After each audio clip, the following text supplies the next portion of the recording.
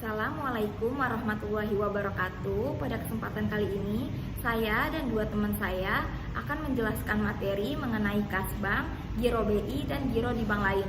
Sebelumnya, saya akan memperkenalkan diri terlebih dahulu. Nama saya Safia Maulida dan dua teman saya, Amelia Cahyani dan Wulandari Astuti.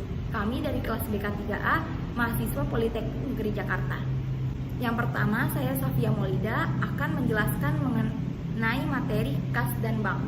Menurut Standar Akuntansi Keuangan atau SAK 2002, kas ialah alat pembayaran berupa uang tunai yang selalu siap digunakan untuk membiayai kegiatan umum perusahaan. Di sisi lain, kas bank adalah sisa rekening giro perusahaan yang dapat digunakan secara bebas untuk membiayai berbagai transaksi. Dan dapat diartikan pula, kas bank adalah jumlah uang tunai yang disimpan di bank berupa tabungan atau simpanan dan giro atau biliet yang dapat ditarik setiap saat. Selanjutnya, kas juga terdiri dari uang logam, uang kertas, wesel, pos, dan deposito. Kas termasuk pengelolaan kas kecil dan kas bank adalah harta perusahaan yang paling liquid karena setiap hari hampir seluruh transaksi di dalam perusahaan selalu berhubungan dengan kas. Pengertian akuntansi kas bank atau rekonsiliasi bank. Akuntansi kas bank lebih dikenal dengan istilah rekonsiliasi bank. Pada umumnya penerimaan kas bank dicatat di sisi debit dan pengeluaran kas bank dicatat di sisi kredit. Rekonsiliasi bank adalah proses penyesuaian informasi catatan kas antara catatan atas laporan keuangan perusahaan dan bank. Dapat pula diartikan sebagai kegiatan merinci perbedaan terhadap catatan yang dimiliki oleh perusahaan dengan pihak bank berupa rekening koran atau bank statement. Selanjutnya, penyebab terjadinya rekonsiliasi bank dalam manajemen kas yaitu yang pertama, deposit in transit, yang kedua, piutang wesel, yang ketiga, cek yang masih beredar, yang keempat, kesalahan pencatatan, yang kelima, beban dan pendapatan bank, dan yang keenam, kredit bank dan cek kosong. Selanjutnya, ada bukti tertulis atau dokumen penerimaan kas bank terdiri dari yang pertama, kopi nota kontan, yang kedua, kwitansi, yang ketiga atau bukti yang dibuatkan sendiri oleh perusahaan, yaitu bukti kas masuk. Selanjutnya ada bukti tertulis atau dokumen pengeluaran kas bank terdiri dari nota kontan, kwitansi, atau bukti yang dibuatkan sendiri oleh perusahaan, yaitu bukti kas keluar. Selanjutnya, contoh kasus rekonsiliasi bank. Berdasarkan catatan PT Sukses Kemilau, saldo kas mereka adalah sebanyak 2 juta rupiah. Sedangkan berdasarkan rekening koran bank CBA, saldo kas dari PT Sukses Kemilau adalah sebesar 1.880.000 rupiah. Sedangkan cek yang masih dalam peredaran hingga tanggal 30 Desember 2021 adalah sebagai berikut.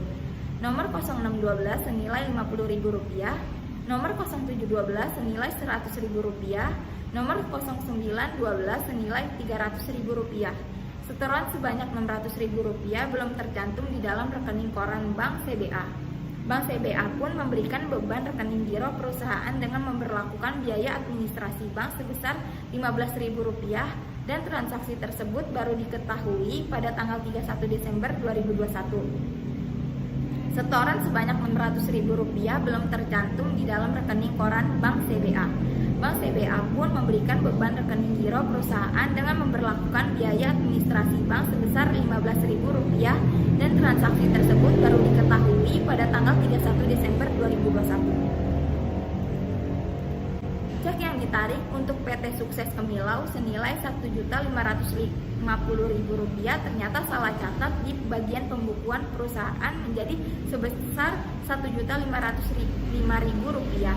Lalu di tanggal 28 Desember 2021 diketahui ada seseorang pelanggan yang meminta kembali cek yang sudah dibayar pada perusahaan pada tanggal 27 Desember 2021. Cek senilai 100.000 rupiah tersebut sudah disetorkan pada pihak bank dan sudah dicatat pada tanggal 29 Desember yang diperlakukan seperti cek kosong. Lalu pihak bank CBA sudah menagih piutang wesel perusahaan senilai 200.000 rupiah yang baru diketahui pada tanggal 31 Desember 2021. Rekening koran yang dikeluarkan Bank CBA menampilkan adanya pengurangan sebesar Rp900.000 untuk cek nomor 0412 yang semestinya adalah Rp80.000. Lalu berikut laporan rekonsiliasi bank pada PT Sukses Kemilau dengan bentuk model skontro adalah sebagai berikut. PT Sukses Kemilau rekonsiliasi bank periode 31 Desember 2019. Di sini ada kas menurut catatan perusahaan sebesar Rp2.000.000 yang akan ditambah penagihan piutang wesel Rp200.000. Lalu jumlah penambahannya menjadi Rp2.200.000 yang akan dikurangi biaya administrasi bank Rp15.000, cek kosong Rp100.000, kesalahan pencatatan Rp45.000.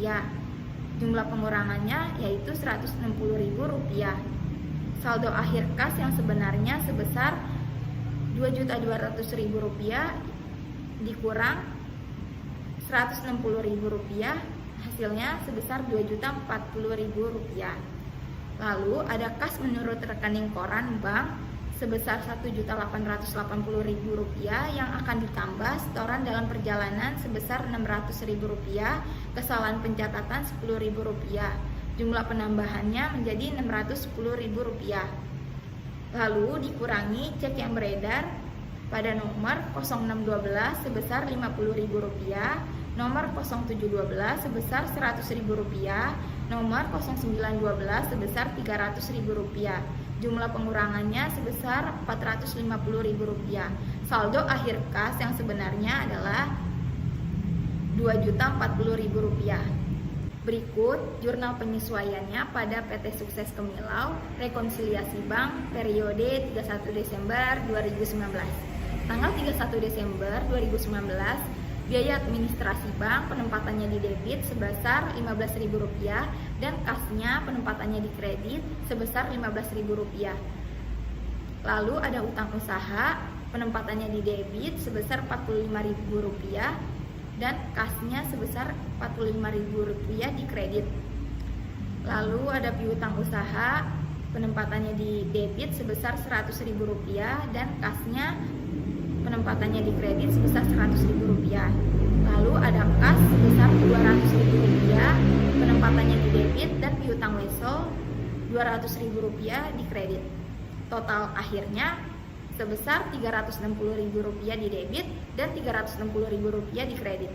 Pada slide selanjutnya, dalam aktivitas bank, kas dibagi menjadi 3 jenis. Yang pertama, kas besar, yang kedua kas kecil, yang terdiri dari impress fund system atau dana tetap dan fluctuating fund system atau dana berfluktuasi. Yang ketiga ada kas ATM. Yang pertama, kas besar. Jenis kas atau dana yang disiapkan untuk pengeluaran non-rutin atau kegiatan yang membutuhkan jumlah nominal yang lebih besar. Contoh pengeluaran yang menggunakan kas besar yaitu biaya sewa tempat, pembelian aset, akuisisi, dan pembayaran hutang. Yang kedua ada kas kecil. Kas kecil atau petty cash merupakan dana khusus yang disediakan untuk membayar pengeluaran yang jumlahnya relatif kecil. Pengeluaran yang relatif kecil ini biasanya diperlukan untuk kebutuhan sehari-hari di internal bank. Untuk pencatatannya terdapat 2 sistem. Yang pertama, impress fund system atau metode tetap. Pada pencatatan ini, dana pembentukan dana kas kecil, bank akan mencatat debit kas kecil dan kredit kas.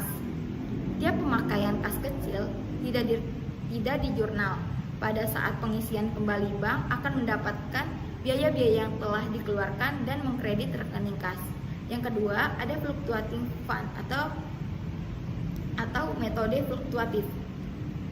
Pada pencatatannya, pada saat pengisian kas kecil, jurnalnya sama dengan sistem dana tetap. Pada saat pemakaian kas kecil, bank akan mendebit biaya-biaya yang dikeluarkan dan mengkredit rekening kas kecil. Sekian penjelasan saya mengenai kas dan bank. Selanjutnya penjelasan Giro BI akan dijelaskan oleh teman saya, Amelia Cahyani.